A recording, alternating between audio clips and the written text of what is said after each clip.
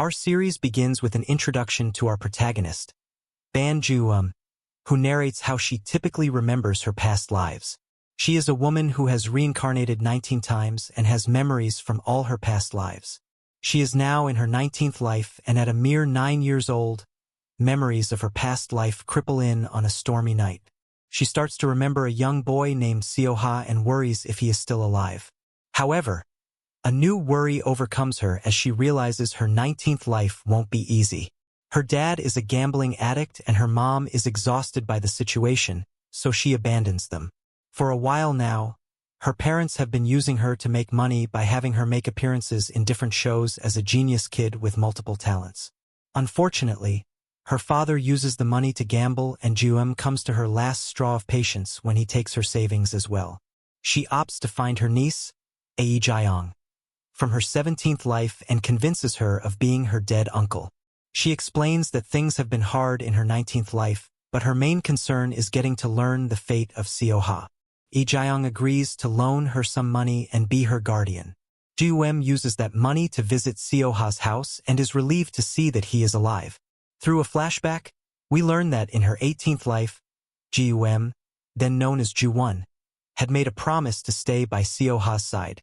They first met when Seo-ha accidentally bumped into her drawing and failed to apologize. Through their parents, the two met later for a play date, and Ji-eum tried to get the rich spoiled kid to be more mindful. Seo-ha was intrigued by the fact that she was not scared of him, and Ju-won was taken by Seo-ha's mischievous yet soft nature. At the time, Seo-ha was going through a lot. His mom was dying, and Ju-won was the only person who understood and consoled him through it. Ju-won always mentioned her belief in past lives, and Seo-ha was convinced she must be a witch or cursed by one. Ironically, Seo-ha also believed that in his past life he was a turtle. Even though they started as enemies, the two gradually became close, and before dying, Seo-ha's mom asked Ju-won to look after Seo-ha. Unfortunately, fate had a different card laid out for Ju-won. At the age of 12, she and Seo-ha got into an accident, and she passed away unable to keep her promise. This is why, as soon as she got her memories back in her 19th life, she rushed to find Seo-ha. Using the money she got from Ji-eum, she visits Seo-ha and keeps tabs on him while she stays with Ji-eum. Seo-ha is now a teenager and angry with the world, specifically with his dad, who has taken up a new lover. He is frustrated, and this saddens Ji-eum, who watches him from a distance, not knowing what the problem is. Sadly, a few months after Ji-eum found Seo-ha, he leaves the country. Ji-eum continues with her life, but she tries her best to find Seo-ha again. She graduates, joins Seo-ha's family's company in hopes of seeing him again. She knows that Seo-ha moved to Germany and is plotting a way to get to him. Fortunately, this time fate decides to smile at her, and Seo-ha opts to return to Korea. Upon hearing this, Ji-eum doesn't waste the opportunity to get close to him. She quickly applies for a job at MI Hotels and even turns down a lucrative offer by Daewon Motors.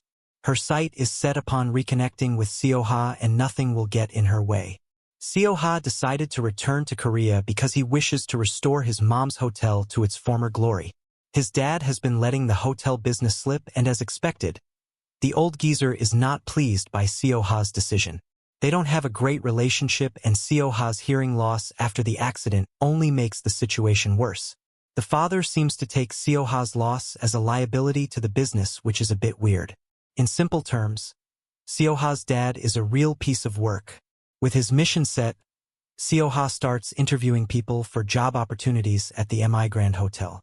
At first, Ji-eum's impressive resume seems to be too good to be true, but his friend convinces him to still give her an interview. During the interview, Seo-ha keeps questioning how Ji-eum had the time to accomplish and sharpen so many skills at the mere age of 24. On the other hand, Ji-eum tries her best to convince him that they share the same goal, to restore the hotel to its former glory. Seo-ha still feels something is off about Ji-eum, so he tries to let her down gently. However, our Ji-eum is not a woman who backs down, so she challenges him to take a rather interesting approach. She asks him to date her if he is still unsure if she is the right fit for the job. We pick up with Ji-eum driving a race car, remembering her 18th life with Seo-ha. Seo-ha was a good friend to her and had even promised to marry her. Unfortunately, the accident happened and they were separated. The scene cuts back to the interview with a stunned Seo-ha questioning if Ji-eum is serious and aware of the nature of the meeting. Seo-ha finds it outrageous that she asked him out on a date during an interview, adding to the fact that they are strangers. Ji-eum informs him that they are not strangers, but Seo-ha doubts that he has ever met her. Once again, Ji-eum mentions that they can date if he is still unsure about giving her the job. This time Seo-ha is more direct and reminds her that they are in a professional setting. After some time passes, Seo-ha asks Ha Do-yoon if he has ever met Ji-eum, but Do-yoon is sure they haven't. Meanwhile, Ji-eum spills the beans about the interview to Lee Jae-yong, who laughs, but still cheers for her. She even asks Ji-eum to consider telling Seo-ha the truth, but Ji-eum is uncertain if that is a risk she is willing to take. Seo-ha keeps ignoring calls from Yoon Cho-won and asks Do-yoon to take care of it for him. It seems that Cho-won has feelings for Seo-ha, but he is not interested in her. Cho-won is excited to hear that Seo-ha is back in the country to work in the hotel. Cho-won is aware that Lee Ji-suk has feelings for her, but she is not ready to give up on Seo-ha just yet. The next day, Seo-ha walks to the hotel and is overwhelmed by the many noises. He starts having a panic attack, but luckily Ji-eum spots him.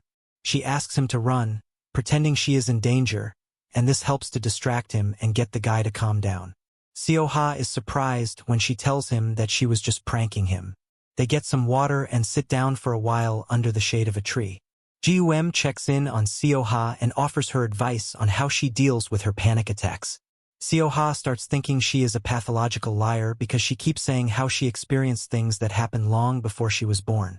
To distract him again, Ji-eum suddenly proposes to him and says it is a hint about how they met. As they walk back, Ji-eum spots some traditional combs and gently combs Seo-ha's hair as she suggests how they can use the combs at the hotel. Night rolls by and Ji-eum watches the stars as she remembers the time Seo-ha proposed to her in her 18th life. She feels happy and excited to have him back in her life. The next morning, she drives to the hotel and runs into Lee Ji-suk, who is pissed that she turned down his offer to work at Daewon. He roughly confronts her about it, but Ji-eum starts dancing the flamenco and takes him by surprise. Seo-ha arrives in time to see this interaction and steps in. Lee Ji-suk accuses him of stealing someone he was scouting and starts to demean the hotel. This doesn't sit well with Ji-eum, who whispers a warning and leaves. They get to Seo-ha's office and Ji-eum insists that she is there to convince him to hire her at whatever cost. As they talk, Cho-won arrives and Ji-eum has mixed emotions to see her all grown up. Do-yoon takes her aside and Seo-ha continues his meeting with Ji-eum. She wants him to look at some documents regarding the hotel to show her worth and the value she can add once she is employed. Seo-ha is shocked that she is willing to go to such lengths and promises to look over the documents. Ji-eum leaves to get a drink and remembers she forgot to give Seo-ha another document. She spots him and runs over to hand the second document, which turns out to be a drawing of the hotel during its peak time. This stirs up the memories Seo-ha has of his mom when he was young and how she used to manage the hotel. In the end, Seo-ha agrees to hire her and she promises to be by his side. After securing the job, Ji-eum visits Cho-won's floral shop and watches her from a distance. She starts to wonder what relationship she has with Seo-ha. The following morning, Seo-ha and Ji-eum arrive at the same time and witness a ruckus caused by Chon Hyuk. He is the son of Jang Yun-ok, the woman Seo-ha's dad is seeing. Sadly, we learn that he was cheating on his wife with Mrs. Jang even before she died. Seo-ha bans Chon Hyuk from entering the premises again and personally informs Mrs. Jang about his decision. Mrs. Jang acts like she is unperturbed by the decision, but she is seething with anger deep within. Later on, Seo-ha overhears some of the staff speaking and it is clear they have no faith in him. Nonetheless, he carries on with work, assigning everyone but Ji-eum a role. Given her many talents, he's not sure where to place her, so he orders her to help out as she wishes. After the meeting, Cho-won stops by to give her portfolio. She heard that the hotel is looking to hire a landscaping company and is sure Seo-ha won't pick her. She asks Ji-eum to allow her to apply anonymously and is happy when Ji-eum agrees to help. In the meantime, she runs into Do-yoon, who is wary and accuses her of having ulterior motives. She admits that she does, but none of them includes hurting Seo-ha. Seo-ha sees them talking and asks Do-yoon what they're talking about. Do-yoon tells him that Ji-eum admitted to having ulterior motives. After work, Seo-ha goes swimming and remembers where he met Ji-eum. He remembers her as the young girl who used to follow him and once saved him when he got into trouble with some construction workers. He calls Ji-eum and asks her to meet him because he remembered her. Ji-eum quickly heads over to meet with Seo-ha and her friend tagging along. Once she gets there, Seo-ha shows her an old handkerchief to prove that he remembers her. At that time, a young Ji-eum excitedly asked him to marry her once she grows up well. He found her endearing, especially when she helped him take care of his wound and used her handkerchief. Now that Seo-ha has remembered her, Ji-eum explains that he was her first love and continues to shoot her shot, but he turns her down. Meanwhile, Mrs. Jang and Seo-ha's dad, Young-hoon, feel uncomfortable seeing Seo-ha around. Young-hoon assures Mrs. Jang that Seo-ha will be gone soon, and they should let him be for a while. They call for a meeting with Do-yoon to ask about Seo-ha's plans with the business. It seems Mrs. Jang is not happy with Seo-ha becoming a director. She feels Seo-ha is entitled, while Young-hoon asks Do-yoon to keep Seo-ha in line. Do-yoon refuses, but Young-hoon insists that he will have Seo-ha transferred in 2 years. He tries to bribe Do-yoon, but he refuses to play along with the charade. The following morning, Ji-eum tells Lee Jae-young about Seo-ha, remembering her and her hopes to start dating him. She receives a call from Seo-ha, who asks for her help. Ji-eum quickly drives out to meet him and agrees to drive wherever he is going. On the way, Seo-ha gets a call from Cho-won which he ignores. Ji-eum suggests that he open up to a stranger and offer to be his secret journal. They arrive at the destination, and Ji-eum is surprised to see that he is visiting Ju-won's grave. She starts narrating how she normally only feels her own pain in each of her lives but not in her 19th. This time, she feels Seo-ha's pain and desperately wants to comfort him. We picks up where we left off with Seo-ha visiting Ju-won's grave and Ji-eum unknowingly tagging along. After the visit, Ji-eum asks Seo-ha to stand under a few cherry blossoms and watch as the petals fall. She asks him to think of it as a happy memory when things get tough. Once again, Seo-ha is moved yet perplexed by her kindness towards him. He calls her strange and she admits to it. She remarks that it will be a strange charm that will make him fall for her, but Seo-ha argues that will never happen. She continues to flirt with him even when he tries to get to know her likes and dislikes. Seo-ha tells her she is not his style, but Ji-eum is not going to give up. On their way back, they nearly get into an accident with a lorry which triggers Seo-ha's trauma. He has a panic attack and quickly gets out of the car. Ji-eum rushes to him and helps him through the attack. All Seo-ha can think about is Ju-won's lifeless body on top of him. Later, Cho-won and her family hold a rite to honor Ju-won. Ji-eum narrates how she is beginning to understand how her death has affected those close to her.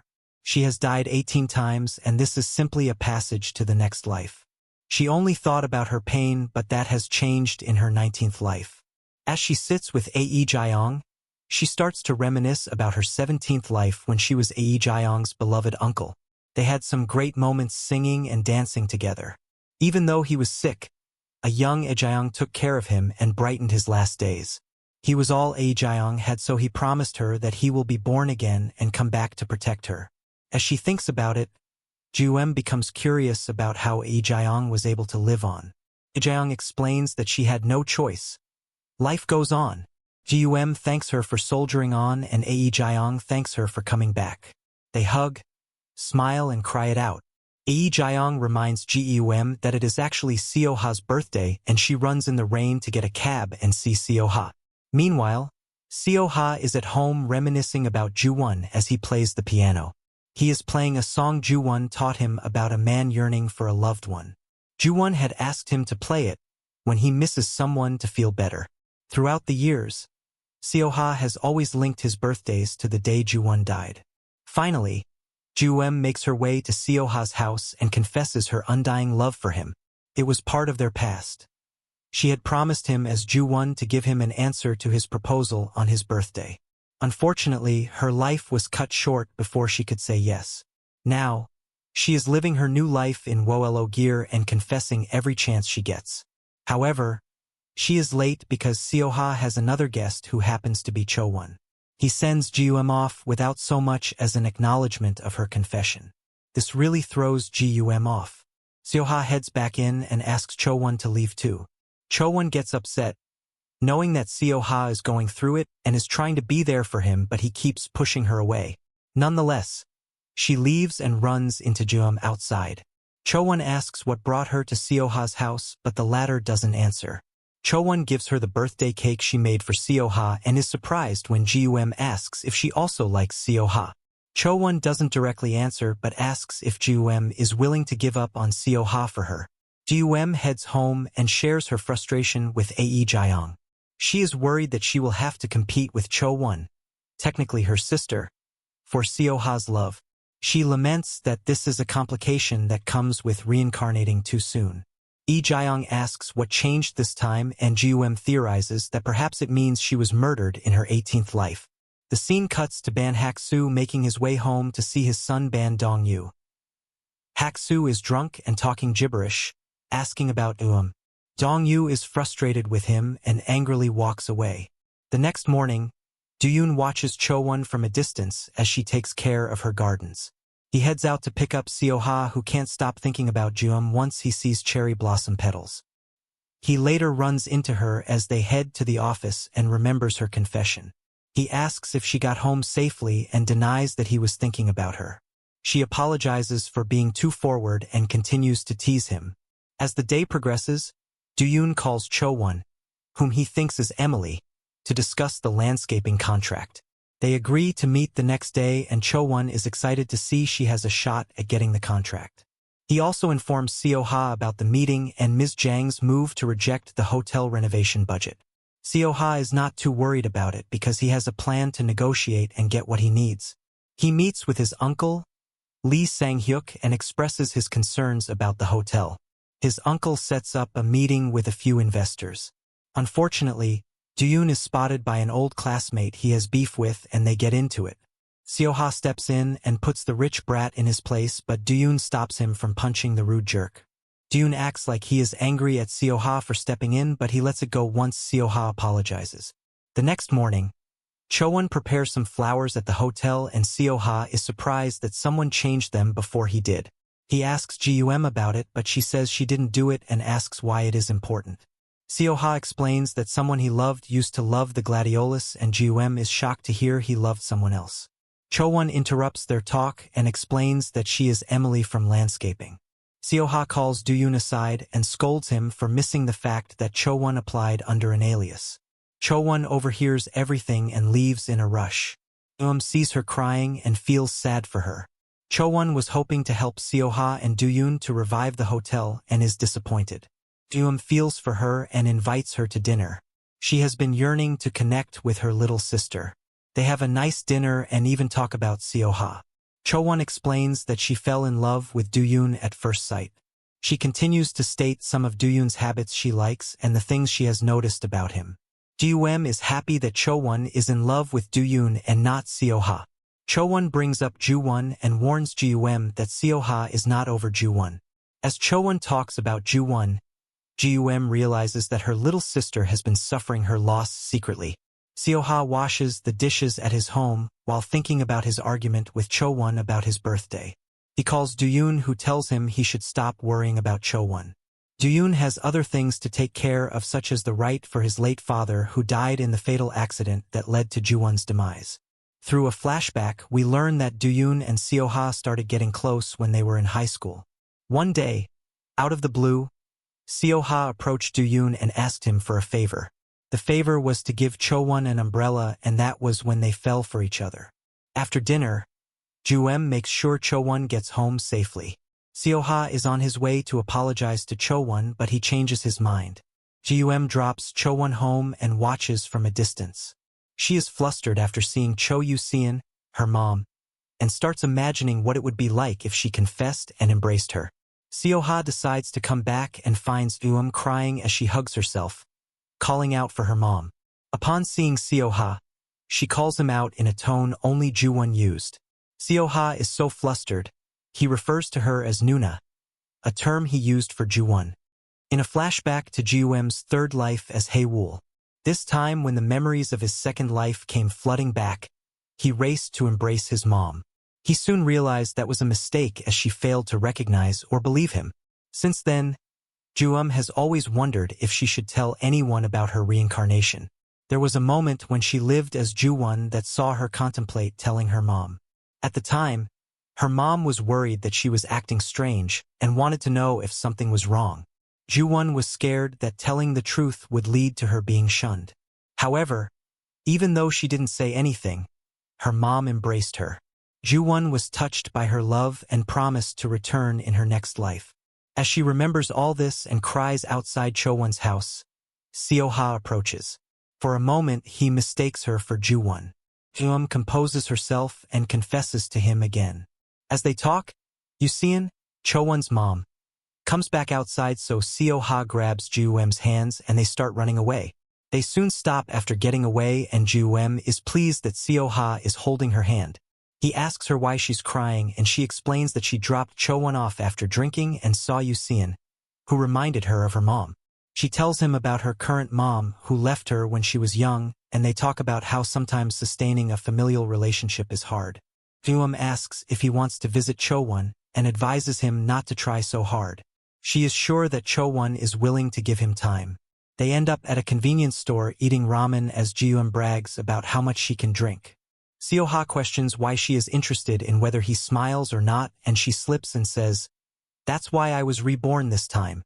Seo-ha is struck by those words as they remind him of Ju-won. Seo-ha gets curious and Ji-eum teases him, saying that he is slowly turning into her fan. Of course, Seo-ha denies it, so Ji-eum gets close to listen if his heart is beating fast, and Seo-ha gets flustered. They finish their noodles and Ji-eum calls a taxi for Seo-ha, seeing him off. During the ride, Seo-ha keeps thinking of Ji-eum so much that he starts to wonder if he has been brainwashed. On her way back, Ji-eum comes across a mysterious man. This guy also takes note of Ji-eum. However, none of them approach or acknowledge each other. Instead of going home, Seo-ha visits Do-yoon and we get to meet Do-jin, Do-yoon's cute little brother. Do-jin is training to join the national athlete team, as he is a fan of Seo-ha. Seo-ha notices that he missed the memorial service for Do-yoon's dad, but the latter tells him that he is not family, so it doesn't matter. Seo-ha decides to sleep over, so excuses himself to go shower. Ji-eum makes it home safely and is welcomed by Ae Jae-young. Do-eum is having a tough time, so they have drinks as she tells Ae Jae-young her plans to make Seo-ha forget Ju-won. She thinks Seo-ha needs to move on, and she can bring him happiness as Ji-eum. Ae Jae-young is concerned that Seo-ha will find out the truth later, and that will bring trouble for Ji-eum. Speaking of Seo-ha, he confesses to Do-yoon that he is scared that he might stray with Ji-eum. Do-yoon asks him to explain what he means, but Seo-ha only says he is afraid of turning into a fan. Do-yoon admits that he finds Ji-gun strange, but he is grateful to her because she makes Seo-ha less depressed. Even as the night hours tick by, Seo-ha still can't stop thinking about Ju-eum's statement of being reborn for his happiness. Elsewhere, the strange man, Min-ki, who came across Do-eum, opens a box and takes out what looks like a shaman rattles. The next morning, Seo-ha and Do-yoon visit Cho-won's garden. Cho-won is surprised and happy. She invites them to take a look around, and Ju-eum also arrives. As Do-yoon and Seo-ha walk around the garden, Cho-won apologizes to Ju-eum for drinking too much the previous night. Ju-eum plays it cool and says she can't remember much either. Cho-won remembers Ju-eum running her hands through her hair as Ju-won did. She asks if they have never met before, and Ji-eum is tempted to tell the truth but holds back. She stands up to leave and accidentally hits the tray with the cups. The noise from the glasses breaking startles Seo-ha and Do-yoon, who come running to check what is wrong. Seo-ha immediately gets into protective mode and helps Ji-eum clean up the mess. Ji-eum and Cho-won start teasing him. He is saved when Ji-eum receives a call, and he excuses himself to give Do-yoon and Cho-won some privacy. Cho-won prepares tea for Do-yoon and straight up asks him on a blind date. Sadly, Do-yoon turns her down and Cho-won wonders why. At the same time, Seo-ha is trying to dodge the Cupid arrows. Ji-eum tells him that moving forward she will only ask him out 3 times. If he turns her down on these 3 occasions, she will give him up. On the way back to the hotel, Ji-eum gets a call from her brother. Dong-yu. He wants money but Ji-eum quickly hangs up on him. Seo-ha also has a bad interaction at the hotel after he spots Chon Hyuk walking leisurely. He had banned Chon Hyuk from entering the hotel, but it seems Ms. Jang is testing his patience. He has security escort Chon Hyuk out and confronts Ms. Jang. He warns Ms. Jang that he knows things, but the latter doesn't seem scared. She takes it as a challenge and asks what he thinks he knows. I wouldn't put it past her to have messed with the car and caused the accident that killed Ju-won. After his confrontation with Ms. Jang, Seo-ha asks Do-yoon to get him the hotel's budget for the past 3 years. He wants to start gathering evidence against Ms. Jang. Do-yoon sneaks into the accounting offices and grabs a few files. He takes them to Seo-ha but asks to clock out because he has a meeting with Moon Seo-ha. The scene cuts to Min-ki being in a club, where he seems interested in the lead dancer, Ha-na. Later, Ha-na says that she is interested in a few people. After a long day at the office, Seo-ha heads home. He still can't stop thinking about Ji-eum, and while he is in a taxi, he sees her being chased by Dong-yu in the streets. Dong-yu wants to get money from Ji-eum and won't stop bothering her. He grabs her hair aggressively and they start bickering back and forth. Seo-ha steps in and Dong-yu accidentally hits him. This makes Ji-eum angry and she starts beating Dong-yu for real, so he runs away. Ji-eum is embarrassed by her brother, so she apologizes because she is afraid Seo-ha will think she approached him for money. Seo-ha doesn't think so and invites her for drinks. They drink as they talk about strained family relationships and Ji-eum continues to flirt with Seo-ha. Ji-eum brags about her knowledge of soju and its origin and they continue to down bottle after bottle. In the end, Seo-ha gets drunk and they go for a walk. During this walk, a drunk Seo-ha wonders why Ji-eum reminds him of Ji-won when they have no resemblance. He keeps pulling her face close and she warns him that she might kiss him. He asks what is stopping her and she replies that he's too drunk. Seo-ha opens up about the accident and why he is not a fan of physical touches, eventually falling asleep on her shoulder and she comforts him. Later, Ji-eum tries to contact Do-yoon to come get Seo-ha but he is unavailable. She opts to carry him with a cart. She got the skill from her 16th life. Seo-ha keeps falling off the cart so she calls Cho-won to help him. Cho-won is surprised when Ji-eum insists that Seo-ha must sit in the front seat. She realizes that the accident really messed him up. Concurrently, the meeting with Moon Seo-ha goes as usual. Do-yoon tells him that Seo-ha and Ms. Jang are already butting heads, but it is nothing serious. Moon Seo-ha tries to buy his loyalty with money, but Do-yoon turns him down. Since he is pissed at Moon Seo-ha, Do-yoon asks him a sensitive question about why he wanted Seo-ha back in South Korea. This question makes Moon Seo-ha lose his cool and Do-yoon leaves. Meanwhile, Cho-won and Ji-eum take Seo-ha home. They realize they don't know his passcode, so they call Do-yoon, who gives them the code. They get Seo-ha into bed, but he starts having a nightmare about the accident. This leads him to confuse Ji-eum for Ji-won. He grabs her hand and starts crying, asking her not to leave.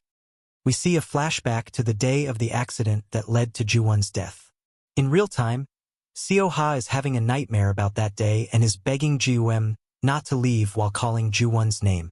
Ji-eum sends Cho-won home and remains behind to take care of Seo-ha.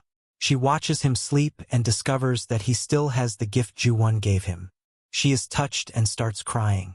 After Seo-ha goes back to sleep, Ji-eum heads home.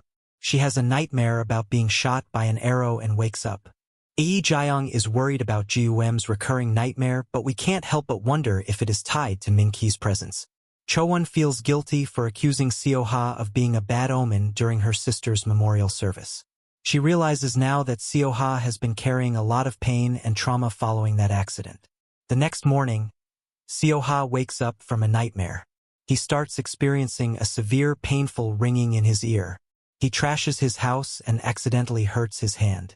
Do-yoon is worried after finding him in this state and immediately calls Cho-won to ask what went down the previous night. Cho-won informs him that Seo-ha spent the night drinking with Ji-eum.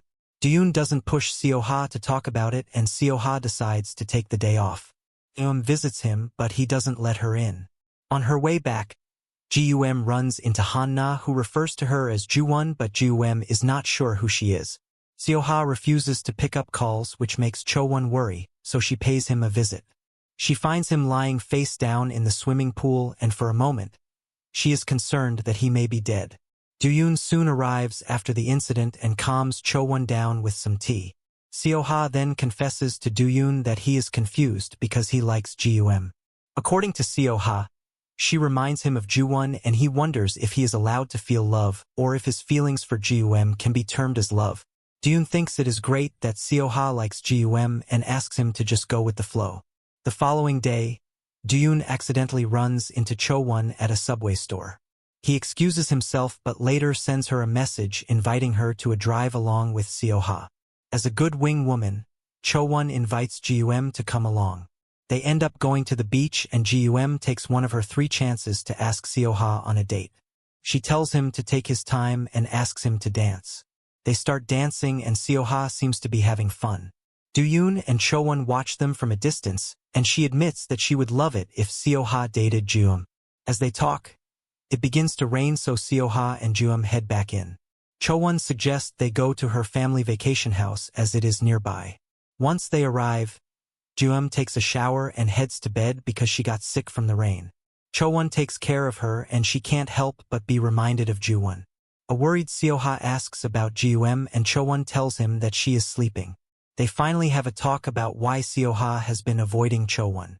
Seo-ha has been avoiding her because she reminded him too much of Ju-won. They were sisters after all, so it is understandable that Seo-ha felt that way.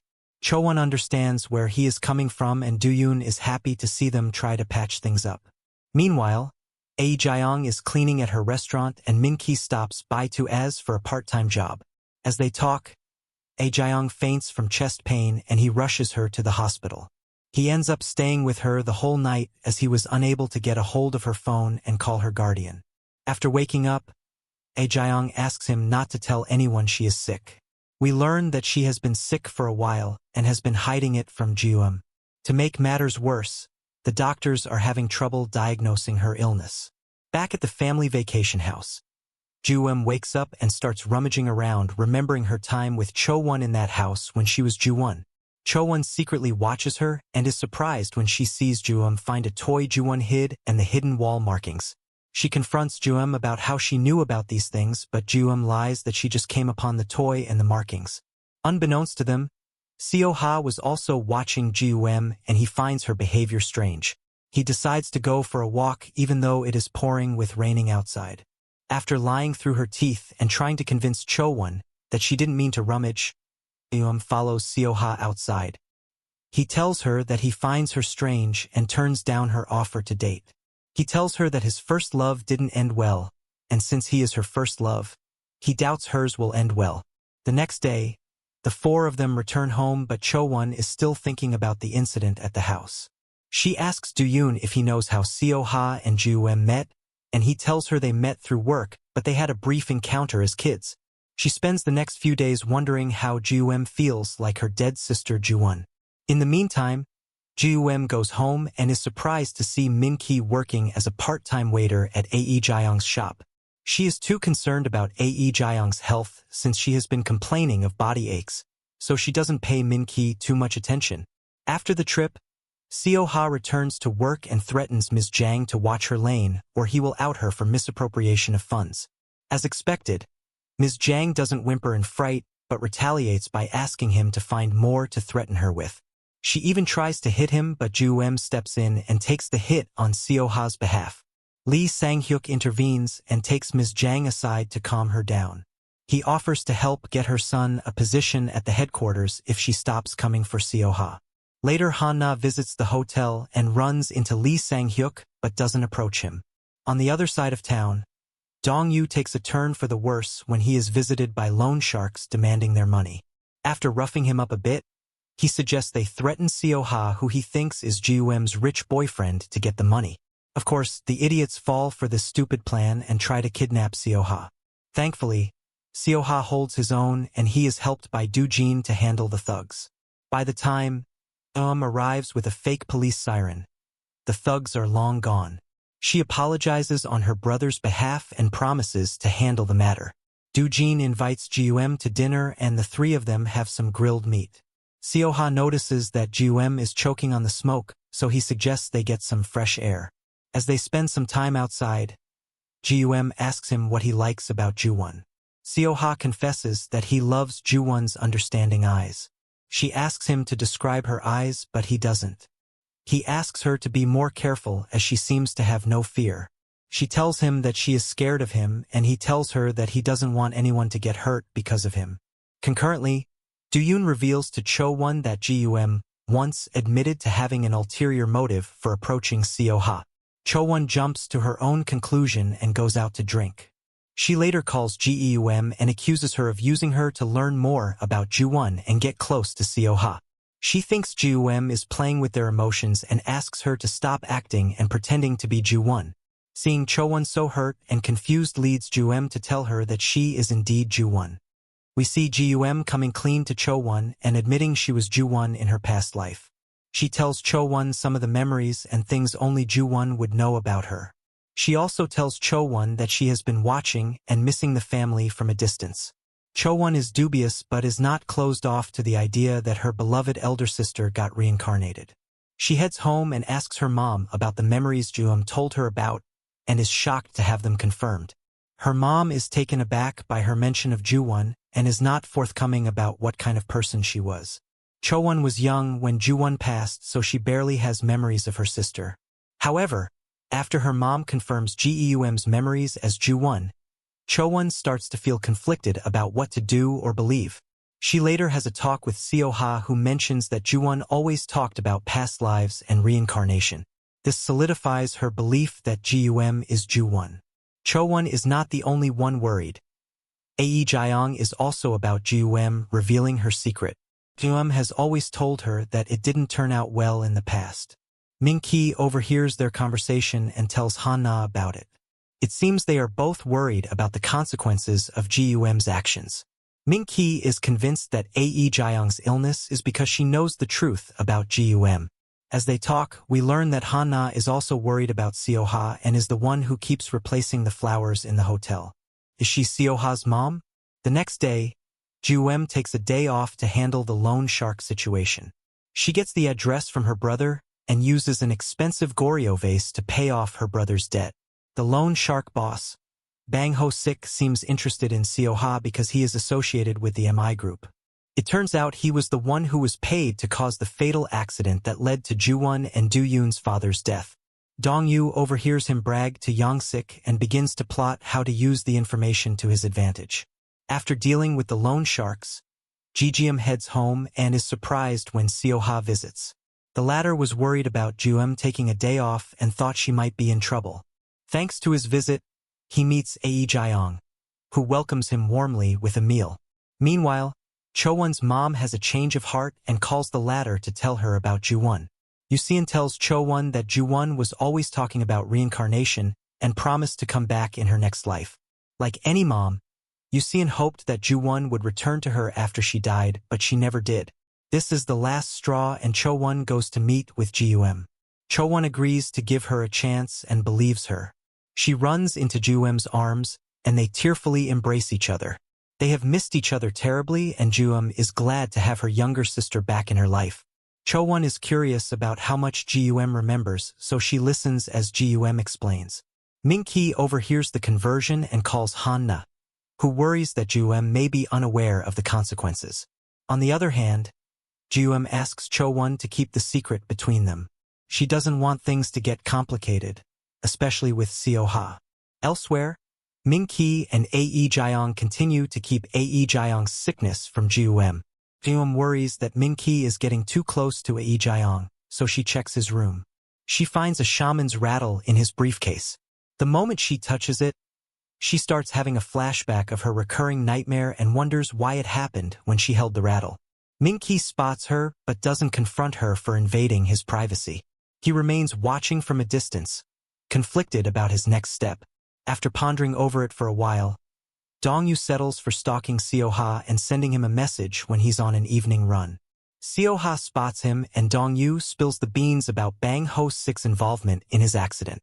Seo-ha is shocked to learn that someone attempted to murder him and starts remembering more about the accident. He is tormented by Ju-won's memories even in his sleep. As Ji-eum and Cho-won get close, Cho-won forgets that she should be careful about how they address each other in public. Ji-eum calls her aside to remind her, and Do-yoon overhears their conversation. He, however, doesn't believe that Ji-eum is Ju-won. He thinks Cho-won is naive and says as much to her. He promises to keep their secret, and as Cho-won tries to convey her trust in him, she slips and confesses she likes him. As expected, Do-yoon ignores her confession and carries on with his day. He meets with Seo-ha, who asks him to free his schedule. Seo-ha leaves to meet with Bang Ho-sik. Ji-eum sees him leaving and follows him. She ends up overhearing Bang Ho-sik speak to someone on the phone about Seo-ha's visit. She realizes that she was indeed murdered in her past life.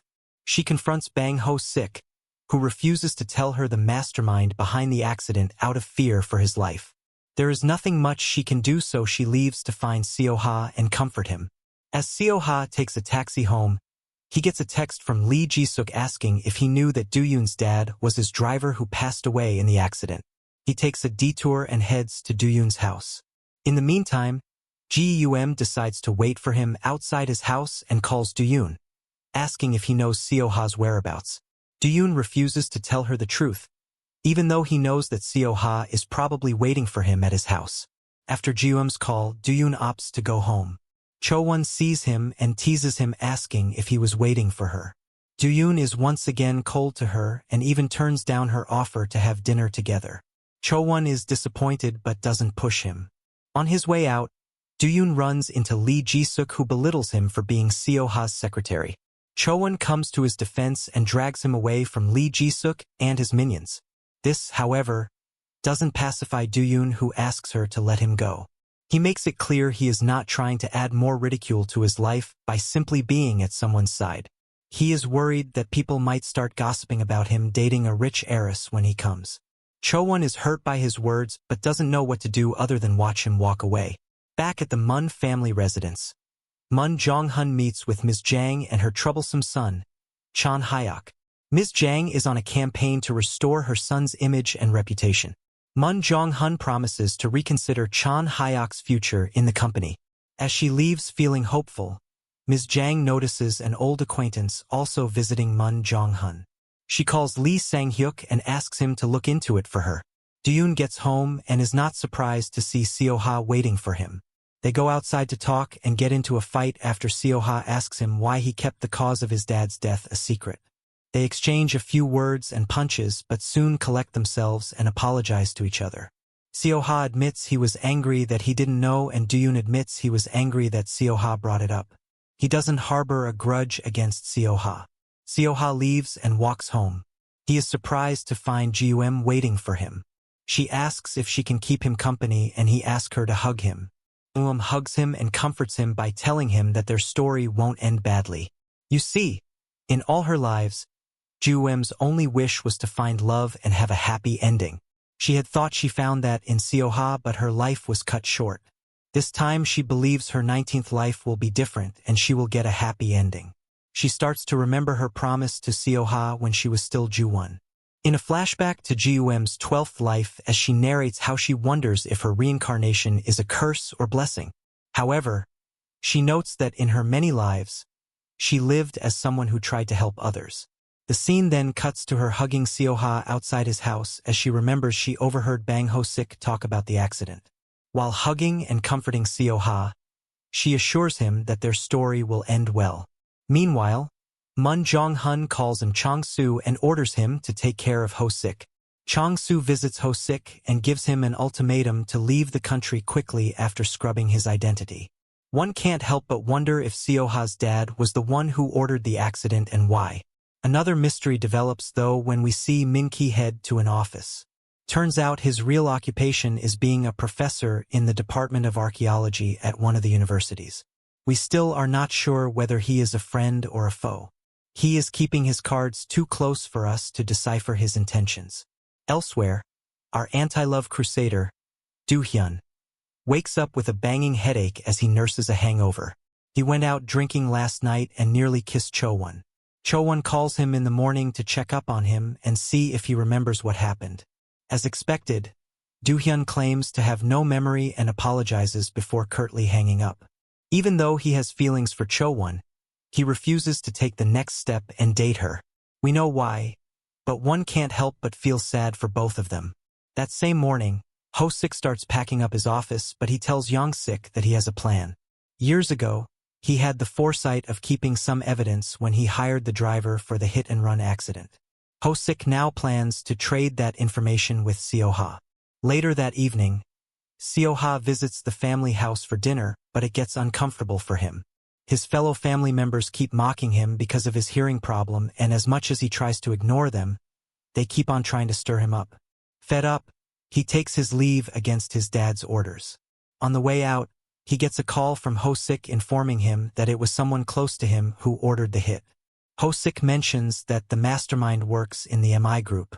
Ho-sik wants money before revealing the identity of the one calling the shots. This news hits Seo-ha hard, and he decided to take a dive in the pool as he tries to come to terms with how betrayed he feels. In the meantime, Cho-won decides to visit Ji-eum, and she gets to meet Ae Ji-young. Ji-eum explains that Ae Ji-young was her niece in her previous life. The three of them sit and have a meal with a few drinks. They even ask Min-ki to take a commemorative picture for them. Later on, Cho-won gets too drunk and calls Do-hyun to come pick her up. I love that Ji-eum is secretly playing Cupid with these two, but will it work? Before leaving, Do-hyun gets a call from Seo-ha asking him to come pick him up. Ji-eum offers to go so that Do-hyun can escort Cho-won home. She meets Seo-ha on the road and comforts him. Seo-ha feels better after seeing her and being comforted by her words. He is so moved. He kisses her and pulls away suddenly. Luckily, Ji-eum is skilled in taking matters into her own hands.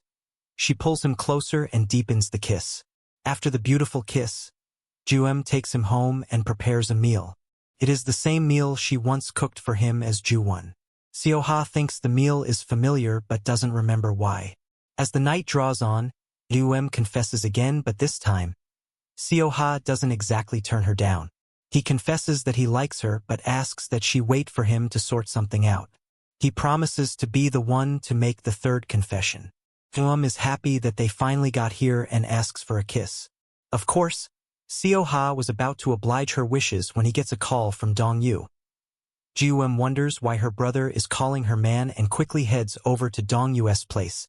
Her brother is calling to ask for his payment after snitching on Ho-sik. Ji-eum warns him to stay away from her life. According to her, this family is her most ill-fated relationship in all her lives. Back to our second lead.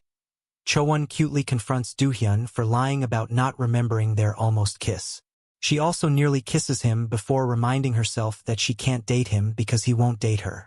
Damn, these two are so complicated. Cho-won chooses to head home alone and sprains her ankle. Do-hyun suggests she puts ice on the ankle and visits a doctor. The following morning, Seo-ha tells Do-hyun that he has just found out that the accident was an attempt on his life.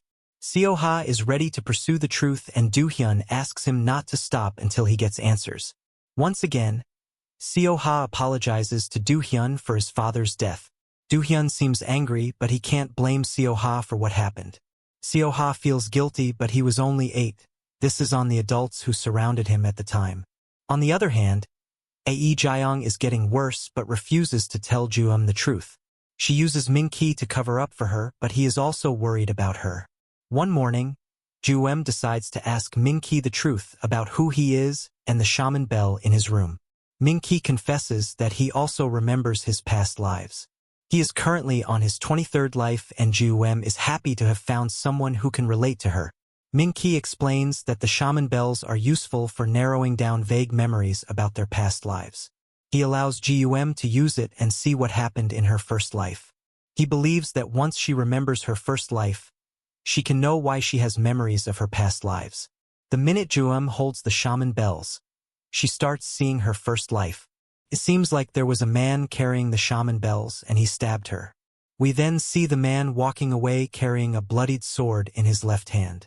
Concurrently, Moon Jong-hun calls Do-hyun to his home and demands an update on what Seo-ha has been up to. At first, Do-hyun refuses to report the accident and says there is nothing worthy of reporting. Moon Jong-hun reminds him that he is simply a minion and his job is to watch and report what Seo-ha does. Moon Seo-ha says that the accident is trivial and wants Do-hyun to dissuade Seo-ha from looking further into it. Do-hyun argues that the accident was not trivial. His father died that day. On the other side of town, Miss Jang calls Sang-hyuk to ask for a report on Chong-soo. Sang-hyuk is yet to look into it and Miss Jang is getting impatient. Sang-hyuk decides to visit Seo-ha and takes the opportunity to go through his phone. He seems shaken after seeing that Seo-ha is in touch with someone from Wonjo capital. Did he try to kill his nephew and why? Ji-eum drives Cho-won to work. On the way, Cho-won accidentally spills coffee on herself and they change plans and go shopping. They bond and Cho-won confides in Ji-eum that she is having a hard time because of Do-hyun. Once they get to the office, Cho-won asks to speak privately to Do-hyun. She directly asks him if he likes her and he admits he does. However, he insists that he won't date her and leaves. Cho-won is shocked and hurt by his answer, but there is nothing she can do. Later, Do-hyun notices that Ji-eum and Seo-ha are acting too friendly in the office. He calls her aside and warns her to keep things professional. Ji-eum argues that she has done nothing wrong. Do-hyun then threatens to spill her secret, but Ji-eum thinks he is bluffing since he doesn't believe her. He asks her about the gift box Ju-won gave to Seo-ha and she describes it in detail. This makes him reconsider whether she is telling the truth. He asks her to tell Seo-ha her real identity before it's too late. Ji-eum agrees to do that when the time is right. Later, Do-hyun subtly warns Seo-ha to be careful with Ji-eum. While at the hotel, Ji-eum runs into Hanna and it is revealed she is the reincarnation of Seo-ha's mom. Ji-eum is happy to see her and they embrace. As the day drags on, Seo-ha gets a text from Ho-sik asking to meet. Seo-ha drives to Ho-sik's office but finds no one. He is startled to see that Ji-eum followed him and he asks her to be more careful as he doesn't want her to get hurt. He will go mad if he lost her and Ji-eum is flustered by his sweet, corny words. Ji-eum asks why he is looking for Ho-sik and he confesses that he wants to know why Ju-won died. He also wants justice for the victims. Ho-sik calls again and gives him a new location for the meeting. He insists that Seo-ha comes alone. Ji-eum offers to drive him but stay out of the way. Unbeknownst to them, some men are following them. Once they get there, Seo-ha makes Ji-eum promise to stay behind while he goes ahead to meet with Ho-sik. As Seo-ha walks away, the scene cuts to Min-ki holding one of the bells that came off the shaman's shackle. He is giving suspicious vibes. Back to Seo-ha and Ji-eum. They still don't know they are being followed. As Seo-ha walks away, Ji-eum starts having flashbacks of her first life. In a shocking turn of events, it seems like the man who was holding the shaman bells and a sword is none other than Seo-ha. He was part of her first life, but did he kill her? Ji-eum starts walking towards him as if she is in a trance. We see a flashback to Ji-eum's life during the Japanese invasion. This is a hard time for her after losing her child and she feels like it is the end of the world. She, however, chooses to persevere because she figured that is how life is. It goes on. We circle back to her current life where we left off in episode 7. After learning that she and Seo-ha knew each other in her first life, Ji-eum follows him into the abandoned building as if she is in a trance. Meanwhile, Seo-ha gets there first and sees Ho-sik's body falling from the top floor. He quickly looks up and spots a man wearing a black jacket and a black mask. He rushes up the stairs and ends up in a fight with 3 men. Unfortunately, he takes a hit to his head and this gives the men enough time to scram. The police soon arrive at the crime scene. We also see a scared Young-sik watching from a distance while holding a bag. Chong-soo is also at the scene, secretly watching the recent developments. Later, Moon Jong-hun is informed that Ho-sik's death has been ruled a suicide. He then calls Ms. Jang and asks her to pass the phone to Sang-hyuk, who is having drinks with her. It seems like he is on to Ms. Jang and Sang-hyuk's plan and wants to have a breakfast meeting the next day. Jong-hun also summons Ji-eum to his house and chastises her for not stopping Seo-ha from getting into trouble. He offers some money to her, but she turns it down. She asks him why he is paying her off when as a parent he should be first in line trying to get the men who hurt his kid. He insists that he is protecting Seo-ha in his own way and Ji-eum asks if he knows the mastermind of the accident. He warns her to mind her business. Elsewhere, Young-sik decides to leave the bag and a note at Seo-ha's doorstep. In the note, he explains that Ho-sik didn't commit suicide and that the evidence relating to the accident is in the bag. After meeting Moon Jong-hun, Ji-eum heads home and finds Min-ki and Ae-jeong having some food. She gifts Ae-jeong the coat she bought while shopping with Cho-won and asks to speak privately to Min-ki. She tells him about the memories she saw from her first life. She is curious if they are coming back because of the shaman. She also wants to know Min-ki's intentions and if he was related to her first life. He doesn't give her any answers but suggests she holds the shaman bells again. This time, Ji-eum sees more about her relationship with Seo-ha in her first life. He seemed like a good man and they loved each other. She is content with the memories and wonders what it all means. She leaves abruptly even though Min-ki insists that she continue using the shaman bells to get her memories. He has a flashback of his own and we learn that he was involved in Ji-eum's first life. By the looks of it, the three of them might have been entangled in a love triangle back then. In the meantime, Seo-ha goes through the bag and realizes the driver of the truck that caused his accident was Ban Hak-soo. He also happens to be Ji-eum's father. He starts to understand why she said that sometimes family can be enemies from a past life, so it is better to cut them off. Learning the truth is not easy for Seo-ha and he contemplates what to do. As he mulls over this new disturbing truth, he gets a call from Ji-eum who asks what kind of relationship he thinks they would have had in their past lives. He replies that maybe she was a general and he was her pony. They continue to talk about the kind of backstory their love would have had in their past life and why they met. He is comforted by her words about becoming lovers and finding peace in this life. She jokes it would be their fate, but in reality, it is her hope for them. She wants this to be her last life and to spend it happily with Seo-ha. The next morning, Ji-eum gets a message from Dong-yu informing her that her dad is back. Dong-yu thinks he will come looking for her to ask for money. Ji-eum is surprised by the audacity of this family and ignores his message. She gets to the office and feels like Seo-ha is acting weird even though he is not pushing her away. She then gets a call that her dad is at the hotel lobby. He is causing a scene by demanding that she get him a room at the hotel. He expects her to take care of him and look after Dong-yu. She loses her patience when he starts running his mouth about her dating Seo-ha. She drags him out and puts him in a taxi. Seo-ha witnesses this interaction and tells her she did well. He then invites her to dinner at his place later that evening. Elsewhere, Cho-won and Do-hyun go out for a walk. Cho-won tells him that she is not going to give up her feelings for him. She respects his decision not to date her, but she will keep her feelings. She once again confesses her love by giving him a flower ring, and he is too stunned to respond. Back at the hotel, Hana drops by and gives Ms. Jang some flowers along with a note. She acts as a delivery girl so Jang is not suspicious of her. The flowers used to be Seo-ha's mom's favorite and the note asks if she remembers that.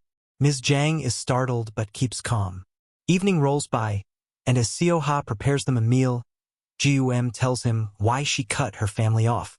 He understands and shares that he has decided to only focus on their relationship. He asks that they put their families aside and she is moved. After dinner, she heads up to the bedroom. She was hoping to surprise Seo-ha with a miniature wooden horse since he said in their past life he probably was her pony. She ends up being surprised after finding the evidence and learning her dad was the driver of the truck. She goes back downstairs and hugs Seo-ha from behind. She later leaves and calls Dong-yu asking about their dad. Luckily, he is at home, so she drives there to confront him.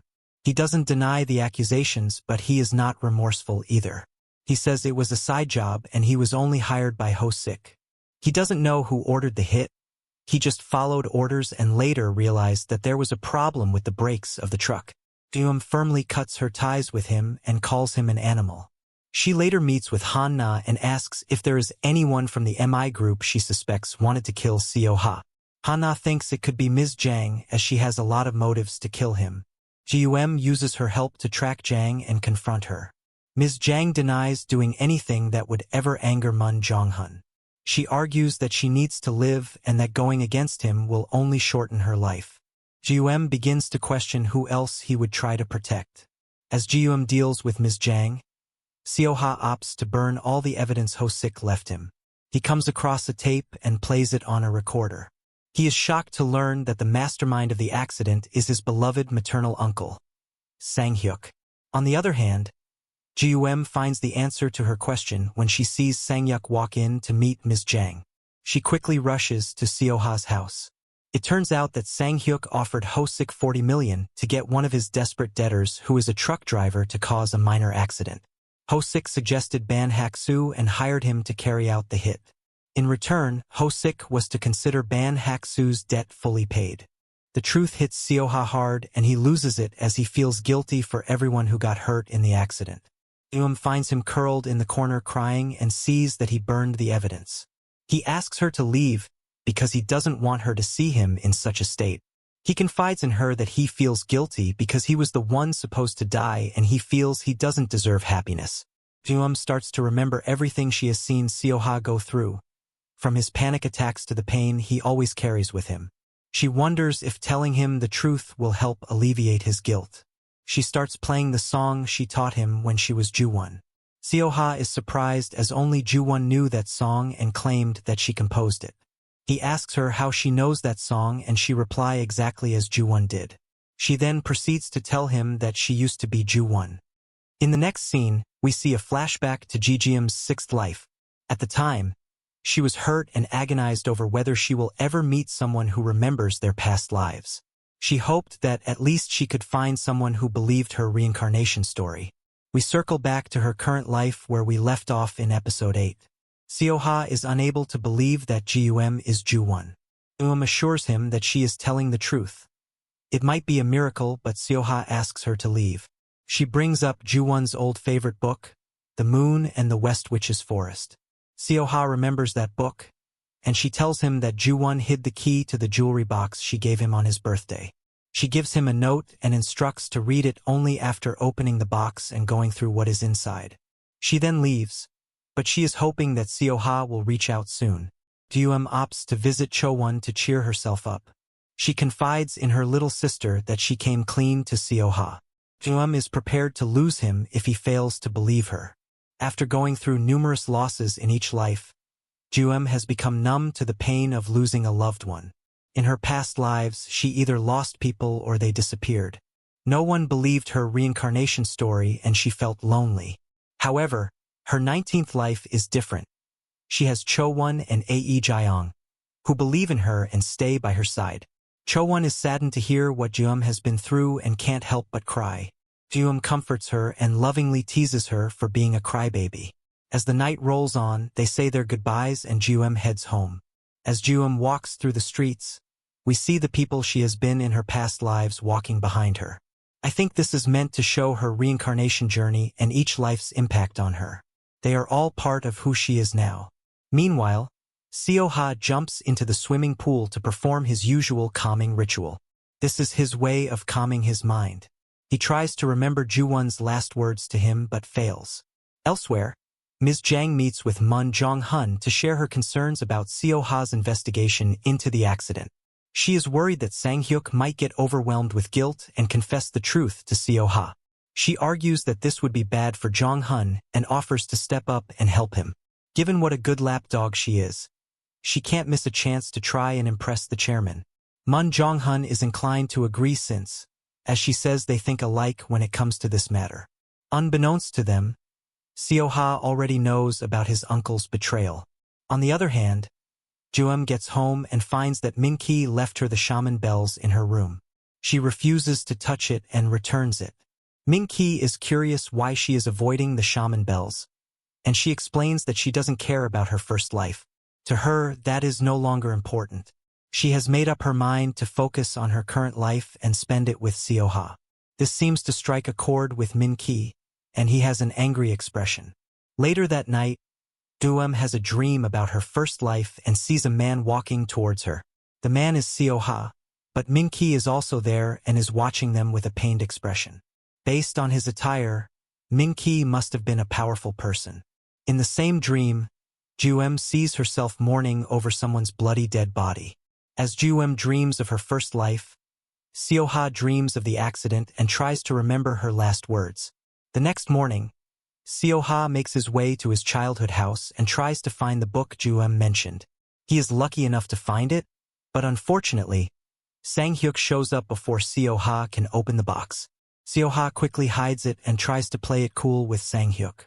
Sang-hyuk starts to notice that Seo-ha is not his usual self and worries if his nephew is sick. They are joined by Moon Seo-ha, and Seo-ha asks if they have anything they need to tell him. Of course, the two men have nothing to say, and Moon Seo-ha asks Seo-ha to leave. Sang-hyuk tries to de-escalate the father-son fight, but Seo-ha asks him to stay out of it. Once Seo-ha leaves, Sang-hyuk and Moon Seo-ha head into the office to talk. The interaction is overwhelming for Seo-ha and he leaves without the jewelry box. Later, Seo-ha fails to show up at work, and Ji-eum tries not to be disheartened. Soon, night rolls by and Do-yoon picks his younger brother up from a bar. His little brother is quite drunk and demands some ice cream by force. Cho-won happens to see this as she walks by and thinks Do-yoon is being pestered by a drunkard. She quickly rushes in to help him and hits Do-jin over and over. She is later shocked to learn that Do-jin is Do-yoon's little brother. They get Do-jin ice cream and wait for him to sober up a bit. As they wait, the talk veers off to their feelings for each other. Once again, Do-yoon draws a line and asks Cho-won to stop. He tells her he is unwilling to date her because he doesn't want to be the subject of more gossip. He is adamant that he is not going to date her and apologizes for giving her false hope. Cho-won tries to change his mind, but he is set on creating a boundary between them. Cho-won is hurt after hearing his reasons and leaves crying. Do-jin overhears this conversation and he is also sad for his brother but says nothing. In the meantime, Ji-eum waits for Seo-ha at an amusement park, but he fails to show up. She calls it a day and heads home. She is hoping that Seo-ha found the key and came to the amusement park they were heading to on the day of the accident. Sadly, Seo-ha never opened the jewelry box and is unaware that Ji-eum is waiting for him. He is currently obsessing with trying to remember what Ji-won says in her last moments. The next day, he heads back to his childhood home and opens the jewelry box. Inside, he finds a book written by Ji-won about her first life. She details how meeting him helped her deal with all the pain from her past lives. Ji-won wanted to spend her life with him and hoped they will be happy together. Seo-ha opens the second letter as instructed by Ji-eum and sees that she wants him to meet her at the amusement park. He then remembers Ji-won's last words to him. She wanted to see him in her next life and promised to come back to him. He quickly rushes over, but there is heavy traffic. He calls her but Ji-eum fails to pick up because she is hoping he will come in person. Finally, Seo-ha makes it to the amusement park and they see each other. For a brief moment, they stare at each other from a distance, each one of them remembering what has transpired between them leading to this moment. Ji-eum is the first to speak and expresses that she is glad he made it. Seo-ha asks what would have happened if he hadn't read the letter. Ji-eum replies that she would have still waited for him. He is still in disbelief and Ji-eum touches his face just like Ji-won used to. She assures him that she really wanted to see him and keep her promise. She tells him that when she died as Ji-won, she prayed not to forget him. Normally, she prayed to forget and be reborn with no memories from her past life. Seo-ha embraces her and cries, but she tells him that she has been hoping that he would be happy. They hug again for a long time as Seo-ha comes to terms with the fact that she was Ju-eum in her past life. As this goes on in the amusement park, Min-ki meets with Han-na and strategizes what to do about the situation. They are worried that Seo-ha and Ji-eum getting close will lead to problems. Min-ki says that the only way for them to be safe is if they become normal. He and Han-na decide they need to move quickly before it is too late. Back to the amusement park, Seo-ha and Ji-eum walk hand in hand. They talk about how they should address each other and go on a little date. Ji-eum explains that she was worried about telling him the truth. Seo-ha also confides in her that he blames himself for what happened to Ji-won. Ji-eum assures him that it is okay and she will be with him even in the future. They talk more and Ji-eum tells him about seeing him in her past life. She tells him about the bridge and the fireworks in her dreams. The following day, Do-yoon prepares some hangover soup for his brother, but he seems to be out of it. He is probably thinking about Cho-won and what happened the previous night. Meanwhile, Cho-won gets a call from Ji-suk asking her to meet for a wedding event being held by a mutual friend.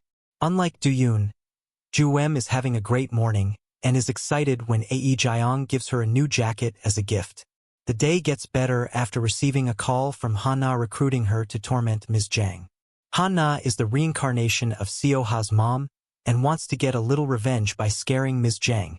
As it turns out, Ms. Jang not only slept with her husband but used Seo-ha to threaten her too. Han-na feels better after watching Ji-eum pretend to be possessed by Seo-ha's mom's spirit and pass a haunting message to Ms. Jang. Later, Han-na thanks Ji-eum and tries to explain to her that she is ready to cross over. Ji-eum fails to understand what she means, but Han-na tells her she will in due time. Han-na asks her to be ready to choose the right choice when that time comes.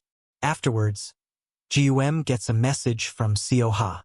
He sent her a picture of a bridge with fireworks and wanted to know if it is the same place from her dreams. Ji-eum researches the pictures more and is surprised the bridge actually exists.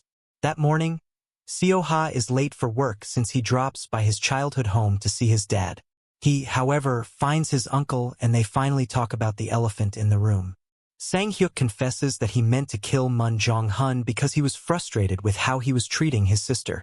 At the time, Moon Jong-hun was having an affair with his wife's best friend and neglecting his sick wife. According to Sang-hyuk, Seo-ha was not supposed to be in the car that fateful day. Seo-ha asks him to turn himself in before he takes matters into his own hands and reports him. Sang-hyuk follows Seo-ha's advice and does just that. The news hits the headlines and MI Group is projected to take a big hit by the case. After hearing the news, Ji-eun calls Seo-ha to thank him. She is worried that the betrayal from his uncle going public has him feeling down. Seo-ha assures her that he is fine, but she still feels like something is off after hanging up the phone. She mutters to herself about cheering him up. She is unaware that Seo-ha is right behind her, and he asks her how she will cheer him up. She invites him on an overnight trip. Meanwhile, at the office, Ji-eun sees the picture of the bridge on Ji-eum's computer and is moved by it. Seo-ha and Ji-eum visit the bridge and she teases him about the man she saw on the bridge. Seo-ha can't help but feel a little bit jealous, but this doesn't dampen his spirits. He goes around taking photos. On the other hand, we see Min-ki carrying the shaman bells while he is in Ji-eum's room. Concurrently, Cho-won nearly gets hit by a hanging vase as it falls. We see Ji-eum having a flashback from her first life. She sees herself stabbing Seo-ha and then getting hit by an arrow from behind. She falls forward in shock and Seo-ha worryingly catches her. While all this is happening, Min-ki is still in her room with the shaman bells. We see Ji-eum and Seo-ha making their way to the bridge. Seo-ha is happy to get away from the city. Ji-eum is delighted to tell Seo-ha more about her past lives. They get to the bridge and Seo-ha gifts her a jewelry set before asking her to be his girlfriend. Of course, Ji-eum makes him confess thrice before accepting his proposal. They then happily walk around, take photos, and generally have a great time until Ji-eum has a flashback of her first life. In the flashback, she sees herself stabbing Seo-ha and then getting hit by an arrow from behind. She also has a flashback of being chased by some men. She is holding on to another person as she runs, but we don't know who they are.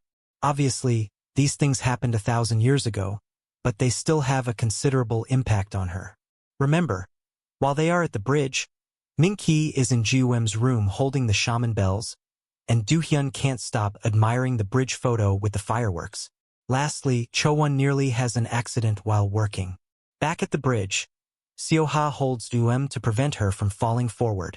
Ji-eum insists she's fine, but he's worried she's coming down with something. They head to a restaurant, and Seo-ha feels they should go to the hospital. Ji-eum lies that she must have lost her breath temporarily because she choked. They have dinner and head over to their accommodation. Upon arrival, Ji-eum teases Seo-ha and he so cutely falls for it every time. Seo-ha is a bit conservative and books a house with 2 rooms. Ji-eum is disappointed because she wants them to share one bed. They shower, pour themselves a glass of wine and try to relax. Ji-eum checks the internet and sees some articles published regarding Seo-ha's accident and MI Group. She gets jealous when she sees most comments are about how handsome Seo-ha is and people wondering if he is single. Seo-ha apologizes for being unable to do more, but Ji-eum tells him it is okay. Ultimately, he gets justice for Ju-won and Do-hyun's dad, and that is what matters. Ji-eum also thanks him for trying to protect her from the truth about Ban Hak-soo. Ji-eum was hurt when she found out that her current dad was the one who killed Ju-won. She finds comfort in Seo-ha's gesture to protect her and remarks on how well he has grown. Seo-ha teases her back by saying he is older than her before giving her a sweet peck on the lips. Elsewhere, Do-hyun seems lost in his thoughts. He keeps remembering Cho-won from their school days. Speaking of Cho-won, she is also lost in her sad thoughts as she walks home. Back to Seo-ha and Ji-eum. They each retire to their bed, but a dream awakens Ji-eum. The dream is about her first life. This time she learns the name of the man who looks like Seo-ha. His name is Master Hanya and he works at the shrine. She then sees herself stabbing Master Hanya at the bridge. She heads to the kitchen and makes a drink to calm her down. She also writes down the name she heard in her dream. She later goes to Seo-ha's room and he wakes up when she touches his face. He lets her sleep in his bed. They kiss and cuddle. Later in the night, Seo-ha wakes up to lovingly watch Ji-eum sleep. He also gets a message, probably from Do-hyun, telling him only one person is left. He replies that he will finish things up. The next morning, Do-jin tries to cheer Do-hyun up by giving him herbal medicine. Do-jin notices that his brother is still out of it and is deeply heartbroken. Elsewhere, Seo-ha and Ji-eum go on a date at the palace. Ji-eum jokes that Seo-ha might be able to learn about his past lives. Throughout the date, she shares some fun facts about her former life, and Seo-ha is fascinated. As usual, Ji-eum flirts with him and he ends up blushing. Seo-ha learns that she must have had a tough time because of her memories and comforts her. At the end of the day, they drive back to Seoul and Seo-ha keeps getting calls from Ji-suk. Ji-suk wants him to attend a class reunion and receive a wedding invitation from one of their old classmates. Ji-eum notices that Seo-ha is not picking up the calls and asks why. Seo-ha explains that he doesn't wish to go because Ji-suk and his friends bully Do-hyun. Seo-ha clarifies that he is the one sticking to Do-hyun, and Ji-eum argues that it is mutual. As they talk, Ji-eum receives a call from Ae Jaeong but is surprised to hear Min-ki's voice.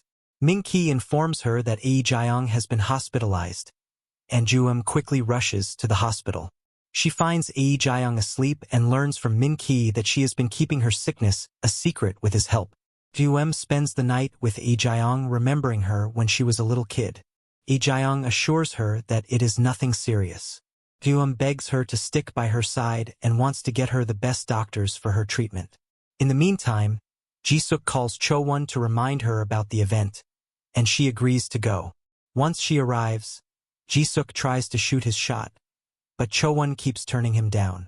Do-hyun also gets numerous calls from Ji-suk, so he decides to go and collect the wedding invitation on Seo-ha's behalf. As expected, Ji-suk acts like a spoilt brat once Do-hyun arrives. This leads to Do-hyun opting to leave as quickly as possible. Cho-won gets pissed after seeing how her friends treat Do-hyun. She gets into it with Ji-suk when he claims she is too naive to see that Do-hyun is chasing her for money. She also leaves and tries to catch up with Do-hyun, but he is long gone. This incident helps her understand why Do-hyun is against them dating. On the other side of town, Han-na and Min-ki meet. Han-na is preparing her goodbyes after learning about her first life. She is worried about Seo-ha, but Min-ki assures her that he will be fine and that he will tell Ji-eum the truth soon. He is hoping the Ae Jaeong situation will be a convincing sign for Ji-eum to believe him. Feeling assured, Han-na inquires what her next step should be so she can be normal. She returns what looks like an old name tag to Min-ki, and he promises to tell her what to do and what will come afterwards. After returning from the hospital, Seo-ha arrives home to find a box of documents outside his house. Before he can open it, he gets a call from Ji-eum. She thanks him for being with her at the hospital and he promises to help her if it gets too much. He notes he has experience from taking care of his sick mom. The next morning, Do-hyun gives Seo-ha the wedding invitation and agrees that he will stop meeting with Ji-suk on behalf of Seo-ha. Later, Seo-ha meets with Ms. Jang and shows her all the evidence in the box he found outside his house. Ms. Jang has been committing fraud and neglecting the hotel. She feels that she is owed a position in the hotel and claims she has done everything to protect it. Seo-ha points out that she stole the hotel from his dying mom and threatened his dad and uncle for her greedy means. He informs her that he will be taking legal action and leaves. On his way out, he runs into his dad, who smiles at him. It turns out that Seo-ha already told his dad about his plans, and they have convinced the board of directors to fire Ms. Jang. Seo-ha is happy that he is finally done with setting things straight. He thinks that the box of evidence was from Do-hyun, but Do-hyun insists he is not the one behind the gift. Ms. Jang tries to beg Moon Jong-hun for mercy, but he informs her the police are waiting outside and kicks her out. She keeps calm until she enters the lounge and sees the flowers Seo-ha's mom loved. She throws them and causes a minor scene. Hana watches gleefully from afar and is glad Seo-ha handled Ms. Jang. Meanwhile, Seo-ha leaves and gets flowers for Ji-eum. On his way to his girlfriend, Hana hugs him from behind and says goodbye. This interaction surprises Seo-ha and he asks who she is. She gives him a turtle keychain and tells him it is a gift. She then quickly leaves, and Seo-ha has a flashback about telling his mom that he was probably a turtle in his former life. Concurrently, Ji-eum takes care of Lee Jae-young at the hospital before returning home. She finds Min-ki is also home and tells him they will close the restaurant. She advises him to find another place to live, and Min-ki says that's okay. He asks about Lee Jae-young's condition and tells her she won't get better. He explains that he has experience with what happens when people like them reconnect with loved ones from their past lives. His words anger Ji-eum and he asks who he truly is and what he is after. He responds that he wants to help her before more people get hurt.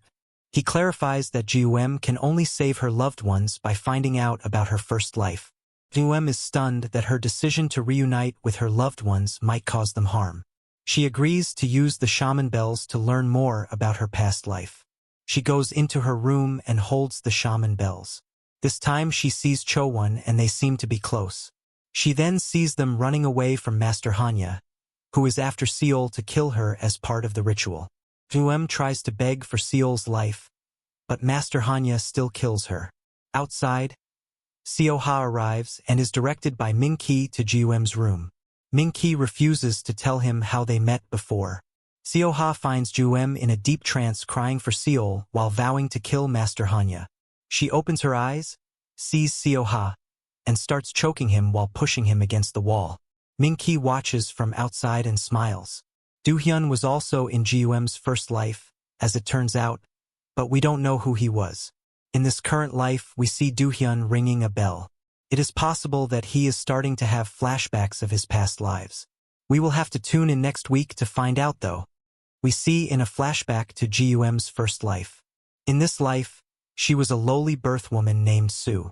She was tasked with dyeing clothes that would be used to form knots of the sacred shaman bell. The person who commissioned her was Master Cheonan. He stops by her workshop with Do-hyun. Let me point out we don't know his name in this first life. All we know is that he worked under Master Cheonan.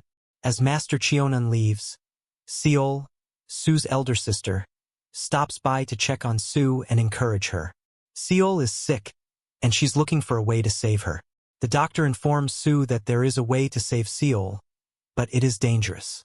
For Sue to get the rare medicine from the palace in Seorabiel, she must give them a spiritual item that can end the ongoing drought. The doctor believes the shaman bells have such power. Sue is determined to save her sister and is willing to take the risk of angering the gods.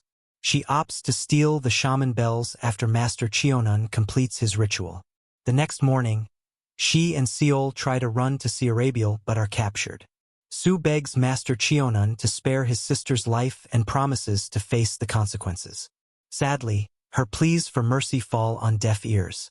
Master Hanya pulls out his sword and kills Seol. Sue tearfully vows to avenge her sister after she passes away in her arms. In the present time, we circle back to the day Ji-eum choked Seo-ha after seeing him kill Cheol in her first life. She is holding the shaman bells and is in a deep trance reliving the painful events of her first life. Seo-ha is by her side, worried and trying to snap her out of it. When she comes back to reality, she sees Seo-ha, who has the same face as Hanya, and starts strangling him. Seo-ha is taken aback and tries to stop her from choking him to death.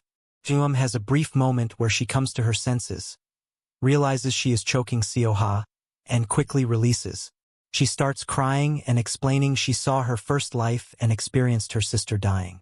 Seo-ha tries to comfort her, but she then loses touch with reality, calls him Hanya, and accuses him of killing his sister. Seo-ha does his best to calm and remind her that he is not Hanya. Min-ki stands outside and watches all these transpire before taking his leave. After calming down, Ji-eum apologizes to Seo-ha and asks for some space. On his way out, Seo-ha gets a call from Min-ki asking him to meet. Once they meet, Min-ki tells him about the dangers of knowing Ji-eum's secret. He warns him that he might end up like Ji-eum. Min-ki explains that they are both in Ji-eum's first life, but they can do nothing to help her. He also explains to Seo-ha the pain people like him and Ji-eum go through by remembering all the painful memories from their past lives. Seo-ha admits that it must be hard to live like that. Seo-ha patiently listens to Min-ki but sees he is not being helpful. He stands to leave, and Min-ki advises him on how to save Ji-eum. He tells Seo-ha that he has to convince Ji-eum to choose to be normal. Meanwhile, Ji-eum sees the flower Seo-ha bought for her and his message on the card. His word of support and affirmation touches her. She regrets choking him before. She reflects on what Min-ki told her and worries about Ji-eum's fate. Remember, Ji-eum is at the hospital with an unknown ailment. On the other hand, Ji-eum is grateful that Ji-eum returned to her and won't trade their time together for anything in the world. Elsewhere, Do-jin visits Cho-won and tells her he accidentally overheard what Do-hyun said to her on the night he got drunk. He tells her about Do-hyun's sadness after she walked away and how he cried for her. Cho-won is confused about what to do with this information. She was under the impression that he didn't like her as much as she did him. She feels terrible for only thinking about her pain when Do-hyun also went through the same. Her conversation with Do-jin helps her see Do-hyun in a new light. But will it change things between them? On the other hand, Seo-ha goes home and feels pity for Ji-eum. He realizes she is always smiling, so he never knew she was in such great pain. The next morning, he heads to work and is bombarded by reporters asking about his uncle's case. He ignores all the questions and later meets up with his dad. Moon Seo-ha asks if he feels better after his uncle confessed. Seo-ha insists that the matter isn't something an apology could take care of. 2 people died due to his uncle's actions, and it is only fitting he pays for his mistakes. He also tells his dad about his heart-to-heart talk with Ji-won's mom. It turns out Moon Seo-ha revealed the truth to Ji-won's mom a long time ago and begged for forgiveness. They then agreed to keep the truth from Seo-ha because they wanted to protect him. Seo-ha feels that was the wrong answer, and Moon Seo-ha regrets his decision. This was what Ms. Jang used to threaten him. He thought he was protecting Seo-ha and gave in to her threats. We must admit that this information changes how we saw Moon Seo-ha in the past, but it is not enough to redeem him. Ultimately, he failed his son on many occasions. Min-ki and Ji-eum run into each other at the hospital the following day. Ji-eum asks him why he hid the truth about their first lives. Min-ki insists that he had to let her remember on her own. He believes the only way he can save Ji-eum is by remembering the person who gave her the ability to remember her past lives. He gives her the shaman bells and asks her to contact him when she has seen everything from her first life. Ji-eum is desperate to save Ji-eum and is determined to do whatever it takes. She promises Ji-eum to save her and continues caring for her while she is hospitalized. Ji-eum is happy to have her close and feels blessed to have someone care for her. A few days later, Ji-eum meets with Cho-won as they have plans to visit an art gallery. Ji-eum embraces Cho-won eagerly and tells her that she missed her. They walk through the gallery while they talk about Ji-eum's illness. Cho-won tries to cheer up Ji-eum and assure her everything will be fine after Ji-eum's surgery.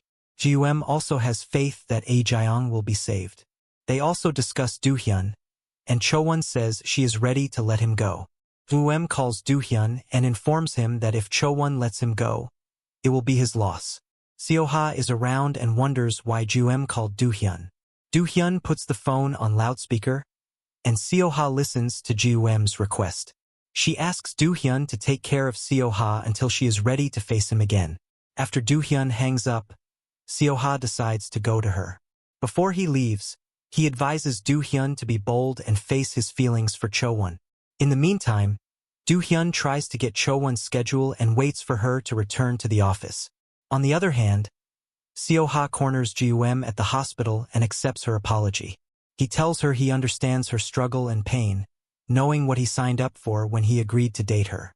He asks her to allow him to be there for her. Ji-eum shares that she is scared because she hurt him. But, after hearing Seo-ha's loving and comforting words, she decides she wants to try and be normal. Seo-ha agrees to help since he remembers Min-ki's words. He takes her to his house, and she uses the shaman bells again to see her first life. This time, Master Seonun is the one who kills Cheol and wants to kill Soo too. Luckily, Master Hanya saved her life, but it was a futile effort. That night, Soo attacked Master Seonun at the bridge on his way to perform a ritual. Sadly, Master Hanya sacrificed his life to save Master Seonun. While Ji-eum is in a trance, Min-ki is in his office.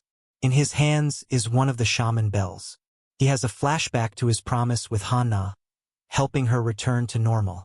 He told her there was more to be done after she remembered her first life.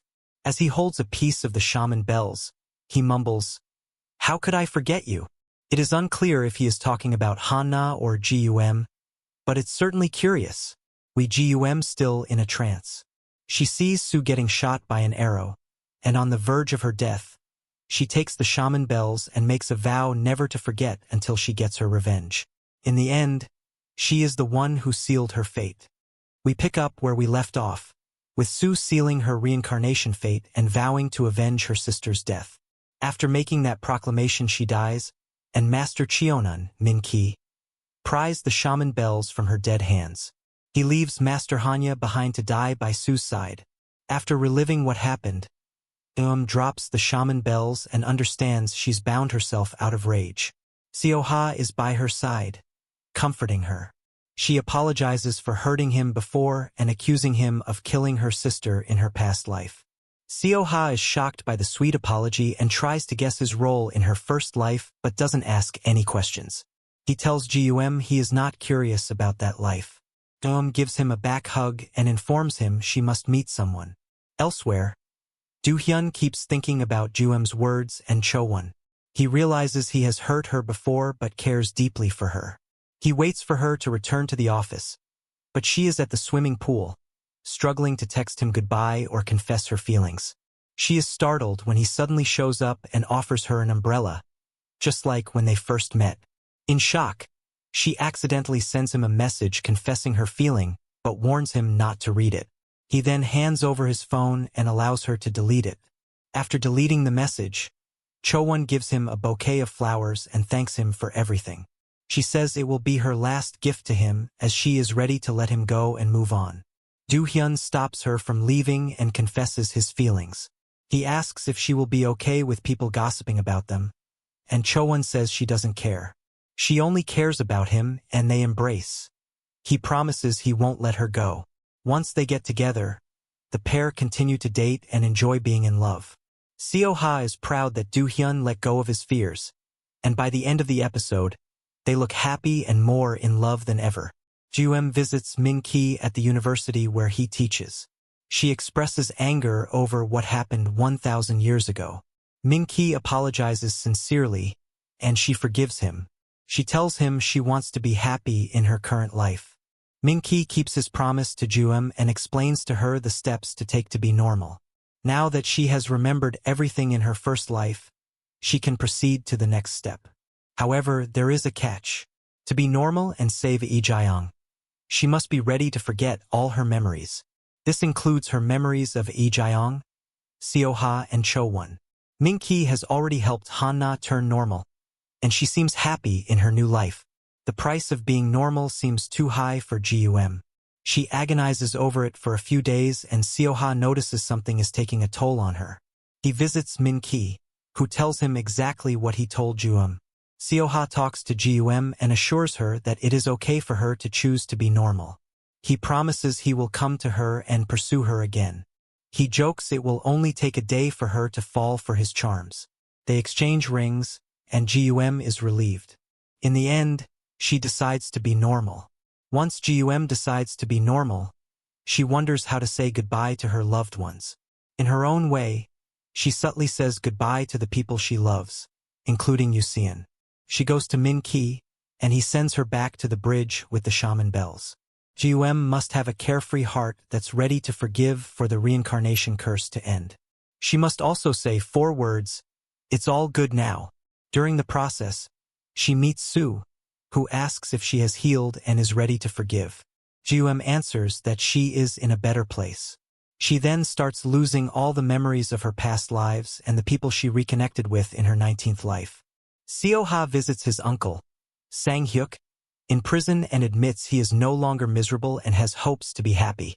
Sang-hyuk is relieved to hear that and thanks him. He apologizes and agrees to see Do-hyun. Sang-hyuk, in turn, apologizes to Do-hyun, and it seems they are all starting their healing journey. Lee-jeong notices something is weighing on Ji-eum's mind. Before her surgery, she asks Ji-eum to choose herself, and it feels like she is giving Ji-eum her blessings to be happy. After the surgery, Lee-jeong regains her health and returns to running her beloved restaurant. Ji-eum goes back to her first job and she loses contact with Seo-ha, Cho-won and Lee-jeong. However, they don't give up on her and try to find ways to infiltrate her new life. Seo-ha even tries to recruit her back to the hotel marketing team. The show ends with Ji-eum meeting with Seo-ha at the MI hotel. He asks her to consider working with him, but Ji-eum is hesitant. Seo-ha takes a page out of Ji-eum's book and forthright asks her to date him. He admits he will no longer wait to pursue her and decides to ask her out 3 different times. He shows her his ring and compares it to hers, declaring that they are dating. Ji-eum is surprised and wonders if they have met before. Seo-ha doesn't answer but makes his first confession. Shyly smiles, and the episode ends with them looking into each other's eyes.